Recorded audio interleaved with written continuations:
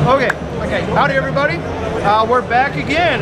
Interview number 2 with Henry Cole again. Good to see you. Thanks for stopping by the stand. Thanks, Gary. You're welcome. You're welcome. Great to see you. You do good coffee. Oh, we do. Yes, we do. Yes, we do. We just need more of it. We must remain highly caffeinated at all times, right? At all times. At all times. Okay. Without coffee, life would not be worth living. No, it wouldn't. No, espresso even. Gotta have that, you know. Gotta keep going. For me? All right. Well, basically, just wanted to catch up with you, see what's happening, see what's going on. How's Shed and Buried going? Well, Shed and Buried has done unbelievably well. Really? I mean, for me and an old hippie, just going round the shed, you know. Do you know what? I don't know what it is, but it's just like, you know, obviously we just tell it how it is, so we just farm out and have a good time. And, you know, people hopefully kind of sort of, you know, kind of, I don't know, I think people just kind of sort of think, God, I'd really like to be going into that shed and having a look around. Like, I don't think they've got perhaps an affinity of, you know, our passion and our love for doing that. Yeah. You know, we don't put nothing onto the cameras. You know, if we are like bowled over by what we see, we tell it how it is, you know. And we're finding these most incredible things. So the show's done great. I think it was the highest rated show on ITV4, apart from their sports coverage. It was the highest rated factory show last year. Travel Channel is just doing great on, and it's their top rated show worldwide. Good. So we're doing another 30 next year. Happy days, man. Wow, right on. I mean, you're going to be busy. Well, Sam and I will be doing it anyway, but it just happens I'll be a camera crew with it. Oh, okay. So it's just a normal for you then? Of course, yeah. Okay. But so we're doing that. I just finished filming this Channel 4 series called Find It, Fix It, Vlog It. That's what it's called. Okay. And that comes out in February. Okay. So what channel is that on? That's on Channel 4. Okay. So that's every day, February and March, I think. It's 21 hours, so it's around that time, I'm not quite sure when. Oh, okay. Lots more World's Greatest Motorcycle rides coming your way. What do you got going on that? What's coming up? What are you doing? Well, we're doing 15 more, right, next year. Okay. Now, 15? Yeah, but what's different is normally, like we just done 5 1-hours in the Balkans. Oh, right. We're actually just doing single 1-hour rides, okay, so people can go, hey, I'm just going to go and spend a week doing that ride. Okay. Because we think that's just a different vibe to it, which is great, rather than that kind of ride of a lifetime. Yeah. So it's going to be more stuff to just do on a weekend. Yeah. Go out, go for the weekend. Right. If you're mixing it, you'll get a weekend. So look, we're doing places like Mallorca, Iceland, Tuscany, Corsica. Iceland. You won't believe it. I've been in Iceland and I've ridden in Iceland. It's unreal. I actually had a guy on my Route 60 tour, or Route 66 tour, from Iceland, and he says, "Mate, you got to get up there in the summer. Man, it's amazing. We have some incredible roads and this bizarre." And he brought along his horrible, like fermented shark stuff. Yeah, you don't want to eat that. Oh, that was hideous. Yeah, you don't. It's like Sweden. I had to have this fermented herring. I remember once. Oh, lutefisk. Could have been something. I don't know. It's I don't know how to pronounce it, but it was like, oh my god. Okay, wow, that's talk about flavor. Yeah, it is. So look, we're just trying to do individual rides. I'm doing 5 more in the UK as well, because obviously my love of this country and its countryside and the people in it. You know, so we're doing 5. We're doing Wales, Scotland, Ireland, Southern Ireland as well. Cornwall again, the southwest, Lincolnshire down east side, East Anglia, Suffolk. So hopefully, you know, we're going to bring a load of people from an international perspective to the UK. Excellent. To ride and also spend money here. You know, that's what it's about. I've done some riding in Wales, and I love that. Did that it rain? was really cool. Did it rain? Yeah. Well, it's the UK. It always rains here. Yeah, when doesn't it rain? That's true enough. A bright sunny day. Come on. Yeah, you're right. It was actually really nice. We only got a little bit of rain. I had come over for the bike show, and then after the bike show, it's when it was earlier in the year. And afterwards, I went down there, saw some people that were on my tour, and they said, "We got a bike for you, Bear. Come on, let's go for a ride." Right. And it didn't have to twist my arm at all to go do that. And it was amazing. It was a beautiful area. It's fantastic. Well, that's good. So that's great. And then I'm doing 6 1-hours in the motorbike show. That'll be back. It'll be going out over the TT a couple of weeks, and then on from there. And then I'm doing 2 1-hours on Steve McQueen and his motorcycles. Oh, cool. So spending a bit of time in LA, you know, riding with Chad McQueen and you know, hanging out there and just telling you, we're going to reenact the jump as well on the Great Escape. Really? Now, at the moment, no falling off on that one. well, at the moment, I'm believing that I can do the jump. I think you can. I think you can. Well, I thank you for saying that, but my mate Richie, who's a stuntman, he's going, I probably better be there just in case you bottle him, and he's probably right. So we're doing that, mate, but most importantly, we're coming on tour with you. Yeah, oh yeah, we're going to have a great time. Now, you were saying that you did the one in the Balkans. How did that one go? I mean, that must have been kind of a mixed bag of emotions for you, too. It was. Really? I've got to tell you, man, I mean, I've ridden a lot in Eastern Europe. Yeah. But I haven't actually mixed that kind of sort of adventure part of the Balkans, which was Bosnia, Serbia and Bulgaria, with kind of Mediterranean riding, right, like Slovenia, most especially Croatia. Yeah. Just unbelievable. Yeah. I mean, really. You know, Slovenia's kind of like Austria, but it's smaller. It's just a lovely place to ride. The people are incredible. Croatia, you suddenly kind of, well, it's right next to Italy, so you kind of get the same kind of coastal riding. Right.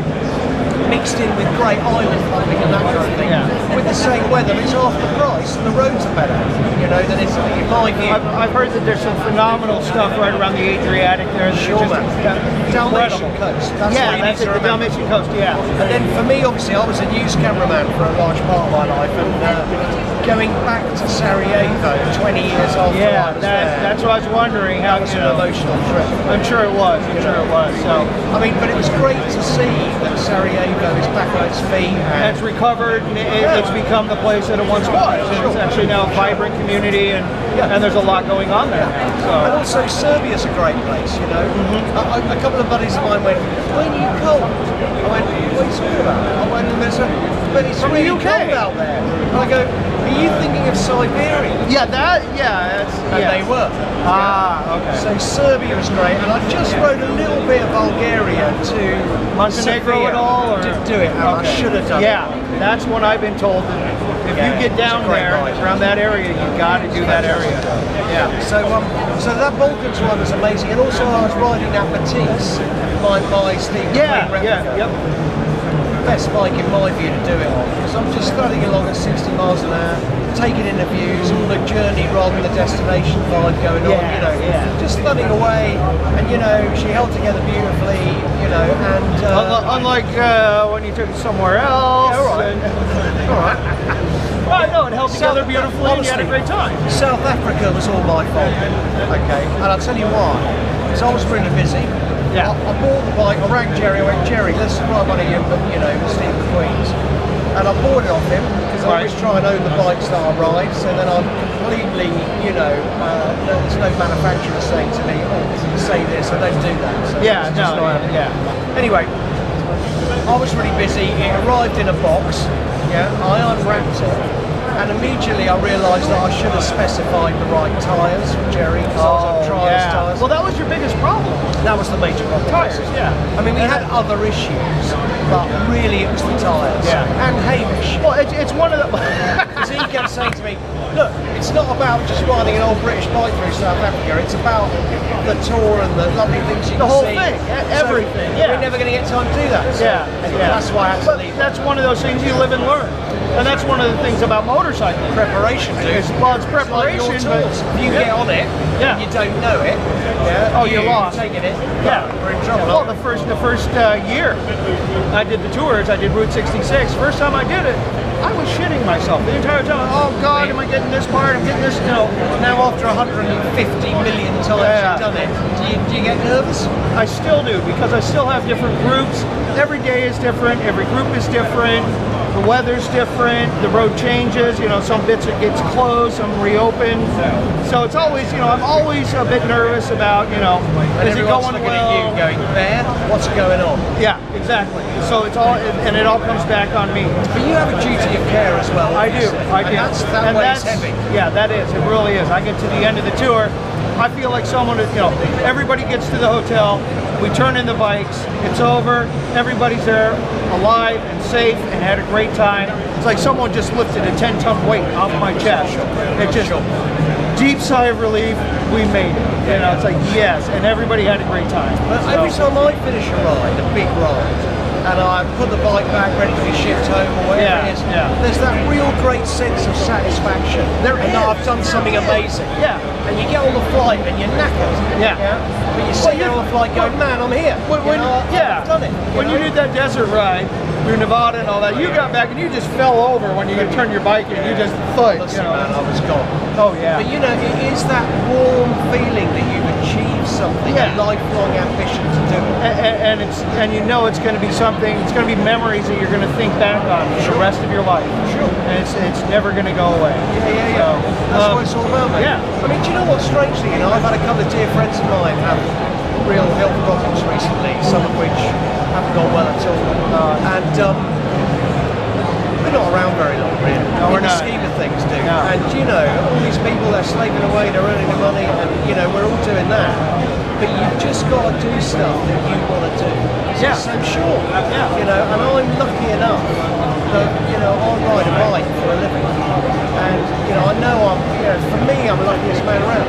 But at the same time, you've got to do it. If you want to do it, fucking do it. Yeah. Life is too short. You're dead for a long, long time. Yeah, really. So you might as well make it worth it while you're here. So many people say that, and you think, fucking hell, I've heard that enough. At the end of the day, man, as you get older, you realise that's true. And the older I get, the more I want to do. Of course. Because I figured, like I said, I want to go.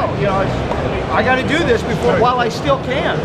And I get a lot of people that come here that talk about wanting to do Route 66, and they say, well, it's on my bucket list. I got to do it. Well, I'm still able to do it. And I tell them, look, don't wait. Get on with it. Quit talking about it and just do it.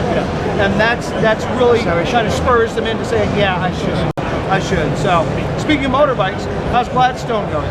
Hey, look, you're very sweet to ask, mate. I've got to tell you, because I'll tell you what, Gladstone, Guy and I have been together for, we've been best mates since we were 15, so that's only a few years ago.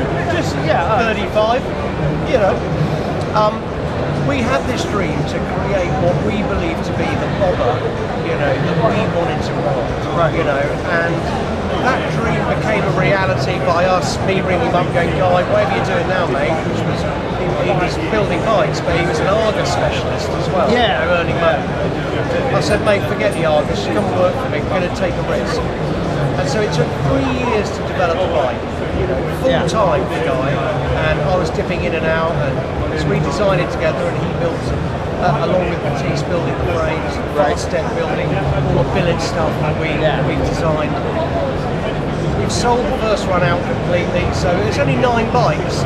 They're £30,000 each. It ain't just a quick. Yeah, but it's a one-off, and when I looked at them, they were phenomenally well done. They are. The welding, Matisse frame, the frames were beautiful. Everything on them was just really well thought out, and they had style. And that's something that's missing on a lot of bikes these days. Well, I hope a lot of bikes. Whole retro style, taking a little bit of influence from the US, looking at a Triumph, base project. And anyway, look, they've gone really well, and then we are now developing with Norton. Right. The next model, which will be end of 2016 release, probably here next year. Okay. We're doing 50 Gladstone Norton. 50 this time. Wow. So with the new Norton 961 engine.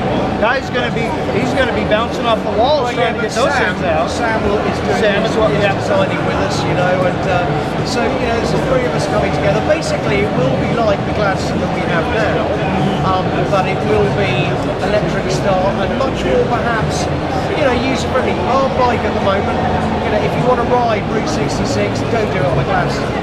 Gladstone is you want to do it later. You want to do it. If you want to do a 66, you can do it on the Gladstone Norton. The engine's going to be great. Otherwise, you think, on Triumph engine, it's brand new. Right. But still, you don't want to be doing. It's a simple design. Yeah, you don't want to be doing big miles on those bikes. And it's just 50 miles country, on a Sunday. Gladstone, the one now is the perfect a weekend on it even. On the stretch, that would be great. That would be wonderful. Long mileage, you need the Gladstone Norton, and that'll be with us. We'll launch it probably this time next year. Okay. Well, I look forward to seeing it next year. So I'll put your name down. Oh yeah, please do. Yeah, where's mine? Where's my bike? You're not getting a deal, mate. There's no way you're getting a deal. I'm poor. I'm a tour guide. I ain't got no money. You're gonna give me one, right? I'll take monthly payments. Yeah, until what? 2155. Yeah, well, Okay, all right, that sounds good. So, and also this year, last year when we talked about it, you said that you were going to be going to Bonneville, try and do the speed record on a classic bike. Now, because it just poured down rain there, it got canceled this year. 2 years running. 2 years running, yeah. This is the second time it's happened. You going to try again? Yeah, sure we are. Really? I mean, Okay. what's exciting is that I'm still riding for Rough Superior. Right. And, as you know, I hold the land speed for them. Yeah. So I'm going back for Rough this year.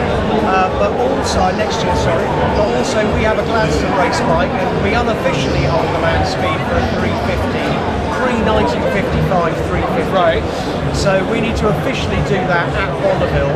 We're talking an AMA record here. Okay, yeah, oh yeah. And so we're just waiting to go. The minute it dries out, we're gone. You know what I mean? Good. So Oh, yeah, yeah, hopefully this year, just before we do the Route 66 tour, we will be at Bonneville. I might stop off on my way back from Should, man. We need a free spanner, man. Okay, yeah, no problem. Yeah, let's get no you problem. on there, man. Yeah, I'll We're stop not, you have to by. pay for your own food and accommodation. I'll just sleep in the back of the support vehicle. I do that I've got a anyway. support vehicle. No, you don't have one. I do. Oh, okay, No, good. I do. All right. I'll just have my van driver follow behind me, and then Hang on, do well, that's that. where you said I'm a really poor tour guide. There you go. I'll just have my man carry my bag. No, he works for the company, not me. He works for the company, not you me. sure? I'm positive. I couldn't afford to pay him anyway. Okay, He's expensive, but he's good. So Bonneville next year will be there unless it's rained off again. Yeah, it happens. It's strange because it'll happen 1 year, a couple years in a row, and then you have 5 or 6 years where it's perfect conditions. Yeah. So Well, they're it's saying, on and off, on and saying off. that the soul may never return. That's what they're saying. Really?